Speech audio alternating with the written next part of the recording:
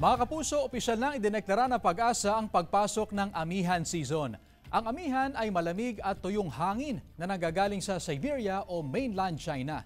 Ito ang magdadala ng bahagyang paglamig ng panahon lalo na sa Northern Luzon. Lalo itong mararamdaman sa malaking bahagi ng bansa sa peak nito sa Enero o Pebrero. Bukod naman sa amihan, may iba pang weather systems gaya ng easterlies o mainit at maalinsangang hangin. Dahil naman sa pagsasalubong ng amihan at easterlies, nabubuo ang shear line. Base sa datos sa Metro Weather, may tsansa na ulan sa Cagayan, Abra, Kalinga, Aurora, Isabela, Bulacan at Batanes. Posible rin ang ulan sa iba pang bahagi ng bansa dahil sa thunderstorms. Sa ngayon, wala pang bagong sama ng panahon na nagbabadyang makaapekto sa bansa sa linggong ito.